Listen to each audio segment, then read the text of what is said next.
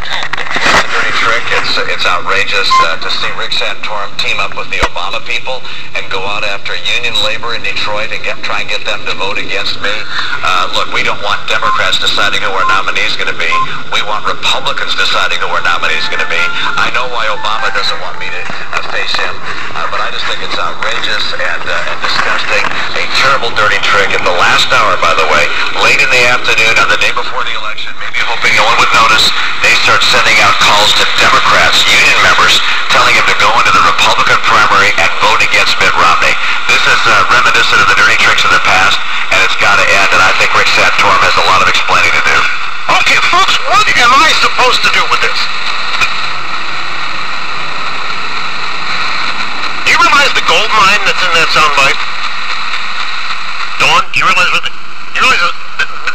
this soundbite is a line-by-line gold mine? Am I supposed to ignore it? Okay, he's referring to a soundbite from a speech that Romney gave yesterday. I'm making a video of audio, a recording of what I'm stating right now in this video. This is the second video I've had to make on today's date, March 3rd, 2012. I just got done making one, and miraculously it didn't record, even though the record button was on. Review the remote neural monitoring file to understand that. My name is Leslie Williams, and I'm in San Diego, California. Alright, now, this video file that I'm making right now is showing you a new camping area. And here's my tent, and here's me. Today's March 3rd, 2012. And the reason why I'm making this video file is I want fellow San Diegoans to understand something. I was a military wife out here in 1983 to 1984. I didn't come back out here again to San Diego until 2006. In 2006, I was only out here between 34 and 39 days. I left on November 5th as a direct result of the San Diego police coming to my campsite and evicting me from it and engaging in direct physical gang stalking activities while they were doing it. Flat out. Even using a radio dispatch to aid and abet in it by the things that were transmitted over her radio. Now understand, which led me to believe that everything was okay and that I could leave to go back to Michigan. Yeah, it literally, you know what came over the radio? This is what came over the radio. It's okay now, everything's alright, the stalkers are gone.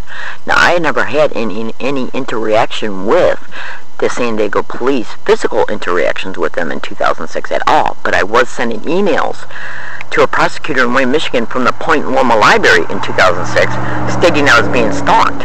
Yeah, get it? Yeah.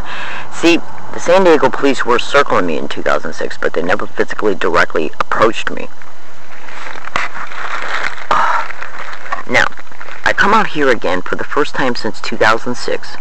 I was here in San Diego in 2006 for about anywhere between 34 and 37 days about.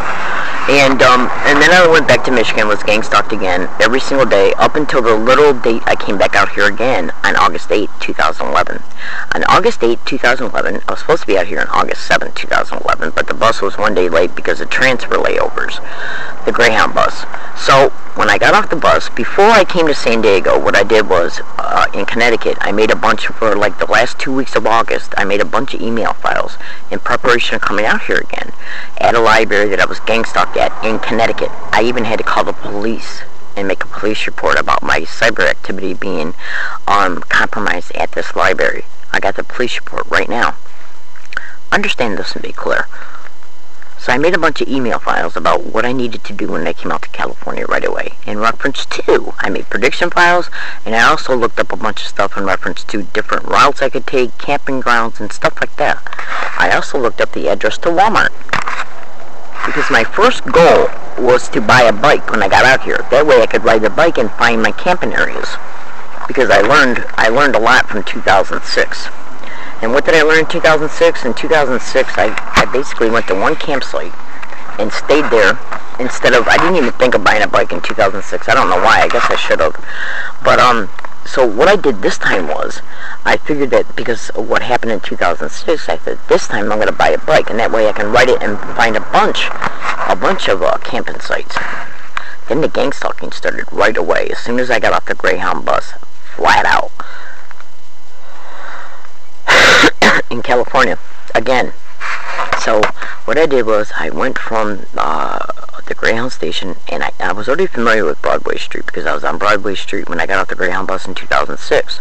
And I was familiar with Rosecrans and Nimitz Boulevard because I used to work off of Rosecrans and Nimitz when I was a military wife out here in '83.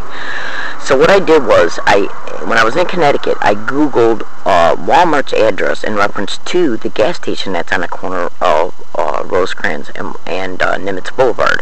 And I map costed it and printed it out. Then when I came out here, I asked the bus driver, how do I get there to that specific Walmart, the Stonecrest Plaza one. They told me what bus route I had to get on, and I did. On my way to Walmart, I saw a little wooded area over by the Friars and Frazee Hazard Center.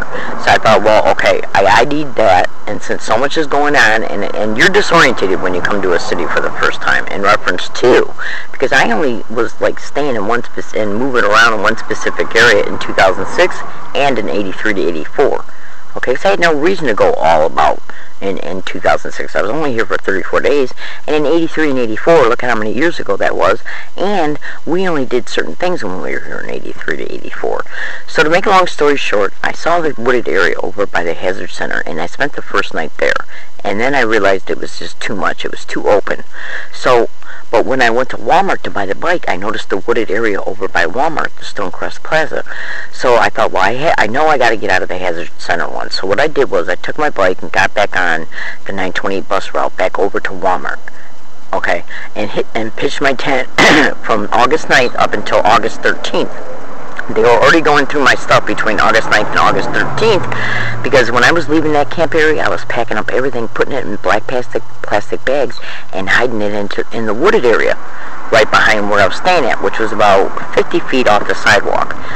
And when I came home on the 12th and unpacked everything, I realized they took the batteries out of my radio. Plus, I was already being electronically harassed at that location. So I thought, well, this is no good. I'm too close to the sidewalk, and in reference to where I was hiding my camp stuff at in the black bags that they went and got the batteries out of the radio, I thought, well, I gotta look for another place, and I gotta look for it right away. So when I got up and packed up my stuff from the 9th up until the 13th, and where I was hiding the black bag at, right behind where I was camping at, I noticed all the wooded area behind there. So I thought, okay, it's right behind Walmart, Stonecrest Plaza. So what I did was I moved all my stuff, and I moved down in that wooded area down there. Now it's a hill. When you're at Walmart, Stonecrest Plaza, behind it is a hill, okay? And up that hill is a road. It's got a sidewalk and it's a road. Now what I was doing when I first got there was when I started staying there from the 13th up until the 21st of February. I finally left on the 22nd. Understand this and be clear. Now, excuse the way I make videos. I don't make videos very well, but what's important is what I'm saying. So what I did was, I moved in that area, right behind Walmart's on the hill, right where the big gigantic cement sewage drain is. Sewage drain sounds bad, but it's not. It was just a big gigantic cement drain, and there was a hill there, and right at the bottom of the hill, up on the hill, because the hill went like where the sewage drain came, was an even spot. Okay, I stayed right before the sewage drain, which had a little bit of a level spot with my tent. I stayed there from August 13th up until February 21st, 2012, and finally left for good on February 22nd, 2012. Understand this and be clear. I didn't know the FBI building was right there. I had no clue. I didn't know about that until late August or sometime in September when they finally approached me because when I first started staying there, I wasn't leaving by walking down the sewage drain thing. I was leaving by going up the hill because I was locking my bike up at the top of the hill. And after the FBI approached me, I started getting nervous. They approached me, they didn't approach me coming out. They approached me taking a video picture because I know how these gang stalking expeditions work. See, what they did in Dearborn, what they do is they make targets homeless. Okay, Sylvia L. Morelos has some YouTube videos right now. Type in gang stalking in San Diego at YouTube. and look for Sylvia L. Morales' YouTube videos. She flat out says they're stealing the credit card payments that were mailed certified mail return receipt.